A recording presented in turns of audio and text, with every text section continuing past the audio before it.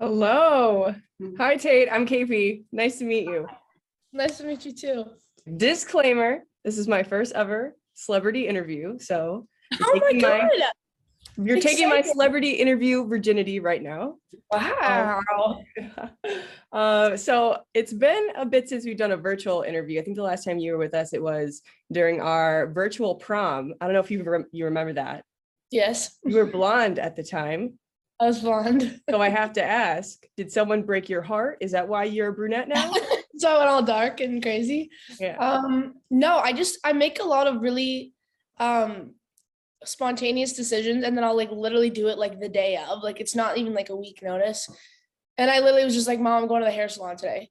And she was like, when did you decide that? And I was just like, today. Like I just like needed to like change my hair. I don't know why. Yeah. Decision. How did you do that? Going to like, I was a brunette and I'm a blonde now, and I'm like, my hair is so damaged because of it. Do you ever feel like you gotta get split ends? My hair is so dead now. When I was like 15, I had the healthiest, the longest brown hair. And then I literally went blonde in like one session and just fried it all off. Literally, story of my freaking life. Okay, I have to admit, I did stalk your TikTok a ton last night. I'm kind of obsessed with TikTok. Lord. Do you ever feel like a pressure to continuously post and make sure like what you're doing, like you're following the trends? Do you ever feel like it's just an added stress, or do you like TikTok? It depends because some days I really like it. And then some days I'm just like, I think it just like honestly depends on like what I'm doing in my life. Like when I am in work mode and when I'm in the studio and I'm like really creative, that's when I'm like, I don't want to do TikToks right now. Like I don't want to be doing social media when I'm like in a zone where I want to make an album or I want to start releasing music. But then again, like if I'm bored, I'm gonna make a TikTok. So. I spend an ungodly amount of hours on TikTok. Right. How many? It's disgusting. It is disgusting. Yeah. Like I looked at my screen time yesterday and I'm like, this is horrifying. I'm never touching my phone again after seeing it. You know what's even worse? The TikTok drafts. How many drafts do you have in your TikTok? So many. So many. I would rather someone walk in on me naked than walk and hack into my TikTok and look at my drafts. I agree, actually. It's pretty embarrassing. I love it. All right. So you're going to be at our Channel 955 Jingle Ball December 6th. Yeah. And I have to ask you, have you already picked out what you're going to wear? Because I'm struggling. No, we're very last minute with everything. But yeah, no. No? Okay. I was kind of hoping someone would give me some direction, but you're no help either. So. I'll take what you want to get closer to. All right. Well, I'm obsessed with your new single. You have posted a ton of TikToks with it in the background, and I'm loving it. And I have to ask, there's this new trend. Did you start this where they're going like, I don't even know how to, I can't even spread my, they're like, what is this? What? I don't even know what that is. It's just like, I saw it on TikTok one day and people were just like doing this thing with their fingers. It's like, apparently a lot of people can't do it and a lot of people can do it. Yeah, I know, I can't even, I can do this on this hand, but I can't spread these fingers apart. It's like taking everything in me to spread it apart. Yeah, I don't really know who started it. I think that was like a trend I saw one day. And I was just like, oh, this is cool. I love it.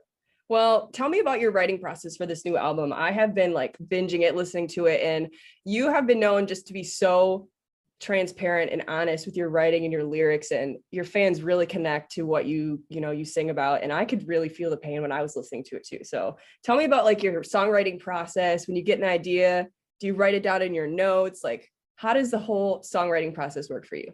Yeah, I mean, I get ideas like when I'm on the plane or when I'm, in bed. So I just have like a million voice notes, just like terrible voice notes that I end up like having to play for like the producers in the room. And it just sounds like so bad when I'm playing it out loud. But yeah, I'm always jotting down notes. My brain is like super scattered and like all over the place. So when my notes are just like literally like 2 words. And I'm like, how am I supposed to know what I was thinking about? Like with these. What was I saying?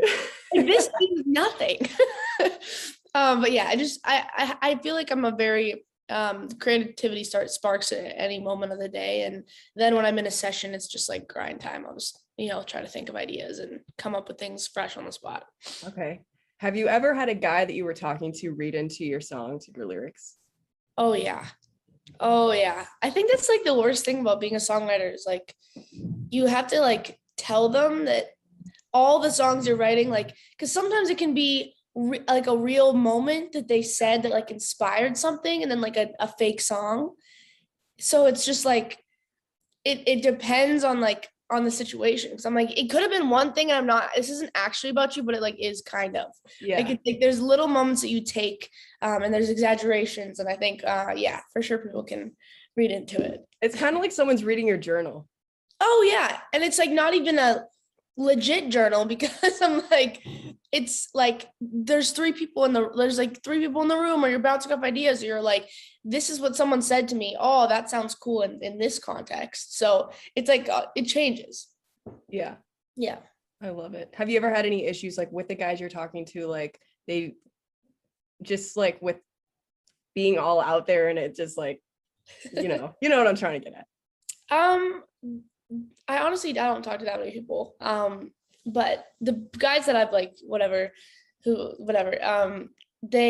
they've all been super cool and just like really great people. So I don't think I haven't come into any like psycho men yet.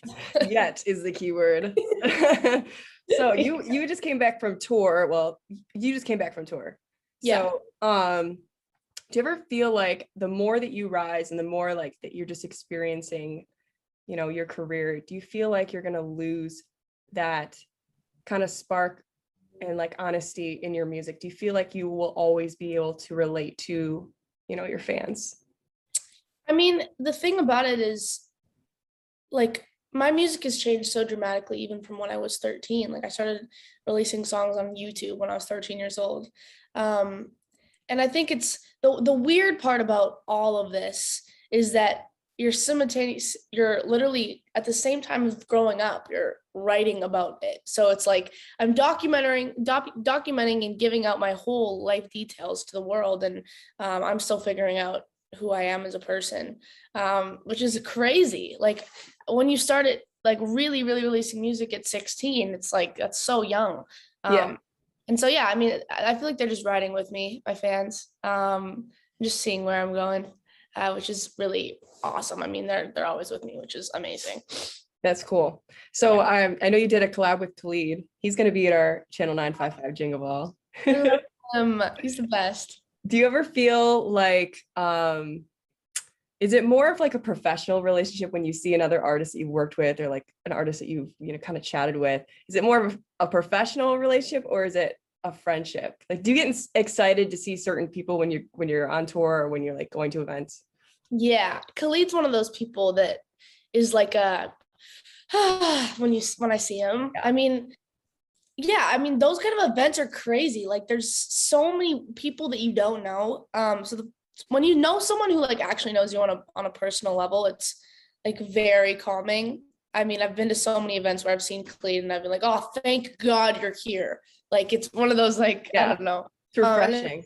Yeah, it's just cool to have. I have like a few people in the industry, which I feel very lucky that I've met already and have just kind of taken me under their wing and just been really amazing people, which has been just like so helpful throughout everything. So I heard that you were a celebrity correspondent at the MTV Music Awards. How was that, interviewing celebrities? Do you feel like your questions were like basic? You don't want to feel like you don't want to ask people like basic questions. They always get asked a million times. Did you feel that pressure? Kind of like interviewing your peers in a way. Yeah, I mean, at first I was really nervous because they gave me all these cue cards and I was like, I can't memorize this. I've never been able to memorize tests. I've never been able to memorize things in school. How do you expect me to memorize these now? And I was like really stressed, whatever, memorizing it. And then I get to the actual VMAs and like, you can literally see me like, oh my God, like I just like totally like threw the cue cards away. And I was just so excited to see all these people that I think it helped because the interviews were just like a fun conversation with just like my friends. But yeah, it was, I feel like I was way more like worked up for something that was like, they were so chill and it just felt like way more calming when I saw the artist. But I do have way more sympathy for interviewers now. Yeah. Yeah. Takes a lot. It does. Taking It's everything. it is stressful. Yeah. All right, let's see. Oh, I want to ask you this. What's your toxic trait, you think? Ooh. My toxic trait, I think this is like kind of like a Cancer thing. Like, I'm blaming it on my astrology. But I feel like I can like really hold a grudge, which I'm trying to work on. But if like I'm super loving and I will care for my friends like till, I'm like super there for them always.